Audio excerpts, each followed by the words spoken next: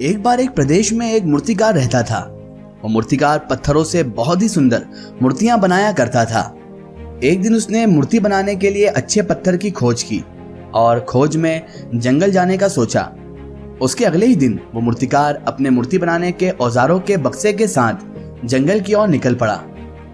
जब वो मूर्तिकार जंगल के मध्य भाग में पहुंचा तो उसने एक पेड़ के नीचे एक बड़े सुंदर पत्थर को देखा।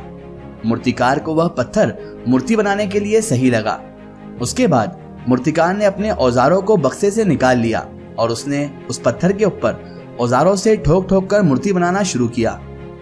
जैसे ही मूर्तिकार ने उस पत्थर पर ठोकना शुरू किया, वो पत्थर जोर जोर से चिल्लाने लगा और वह बोलने लगा, ठोकना बंद करो, मुझे बहुत दर्द हो रहा है। ये देखकर मूर्तिकार रुक गया और उस पत्थर से मूर्ति बनाए बिना दूसरे पत्थर की खोज में आगे निकल पड़ा। कुछ दूर जाने के बाद मूर्तिकार ने दोबारा एक सुंदर पत्थर को देखा।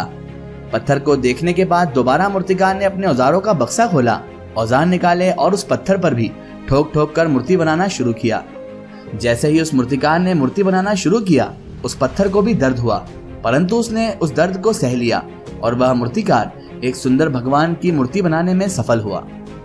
मूर्ति बनाते बनाते उसे रात हो चुकी थी, इसलिए मूर्तिकार पास के एक गांव में रात गुजारने के लिए चला गया। जब सुबह हुई तो उसने देखा कि वहां एक सुंदर सा देवी माँ का मंदिर बनाया गया है और मंदिर के बाहर बहुत सारे लोग बातचीत कर रहे हैं। तभी वह मूर्ति बनाने वाला मूर्तिकार उस गांव में एक व्यक्ति से पूछता है, क्यों भाई, मंदिर के बाहर इतनी भीड़ क्यों है? उस व्यक्ति ने उत्तर दिया कि मंदिर तो बन चुका है, परंतु मूर्ति कहाँ से लाई जाए उसके बारे में यहाँ पर चर्चा चल रही है। तभी मूर्तिकार उस गांव के सरपंच से मिलता है और उसे बताता है कि उसने पिछले ही दिन एक देवी माँ का सुंदर सा मूर्ति बनाई है और अगर गांव वाले चाहें तो उस देवी माँ की मूर्ति को अपने मंदिर में स्थापित भी वो कर सकते हैं। सरपंच और गांव वाले मूर्तिकार की बात से बहुत ही खुश हुए और उन्होंने जंगल से उस मूर्ति को लाकर अपने गांव के मंदिर में स्थापित भी कर लिया। सभी लोग बहुत खुश थे, परंतु उस समय सरपंच के मन में एक सवाल उत्पन्न होता है कि नारियल फोड़ने के लिए भी एक पत्थर की आवश्यकता है। ये सुनते ही मूर्तिकार सरपंच को बताता है कि जंगल के दूसरी ओर पेड़ के नीचे एक और पत्थर रखा है, जिसे आप चाहो तो नारियल फोड़ने के लिए मंदिर में रख सकते हो। ये सुनने के बाद गांव वाले जंगल में गए और वहां से वह पहला पत्थर भी उठा लाए। उसी दिन से उस मंदिर में मूर्तिकार द्वारा बनाए गए देवी माँ की मूर्ति की पूजा होने लगी और दूसरी ओर उस पत्थर की जो पहले से बहुत चिल्ला रहा था, सभी लोग पूजा के लिए लाए हुए नारियल उस पर फोड़ने लगे। उस पत्थर को अब हर दिन नारियल फोड़ने के दर्द को सहना पड़ता था।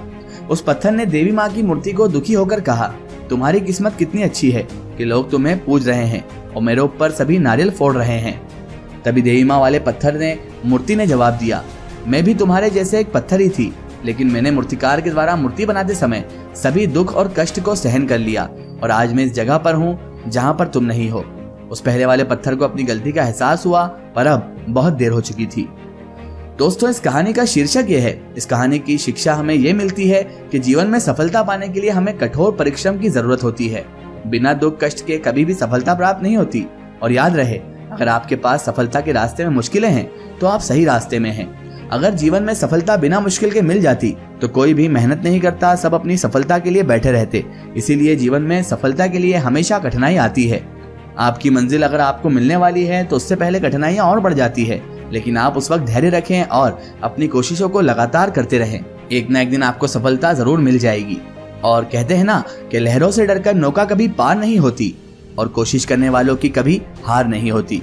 इसलिए दोस्तों, इस कहानी से हमने यही सीखा कि जीवन में अगर आपको कुछ पाना है तो उसके लिए आपको कई दुख और कई कष्ट उठाना पड़ते हैं। आपको बिना दुख कष्ट के कभी सफलता प्राप्त नहीं होती। और अगर आपके रास्ते में मुश्किल आती हैं तो आप ये समझ लीजिए आप सही रास्ते में हैं, क्योंकि रास्ते में मुश्किल आना इस बात की हिंट होती है कि आप सफलता के रास्ते पर हैं।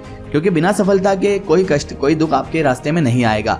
आप भी एक आलसी इंसान की तरह जिंदगी गुजार सकते हैं, लेकिन ये आप पर डिपेंड करता है आप मेहनत करके दुख कष्ट सह के अपनी सफलता को हासिल करते हैं या फिर आलसीपने में असफलता के पहाड़ों को चढ़ते चले जाते हैं।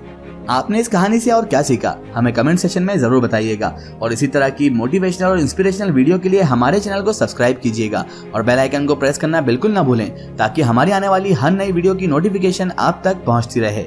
जय हिंद, वंदे मातरम।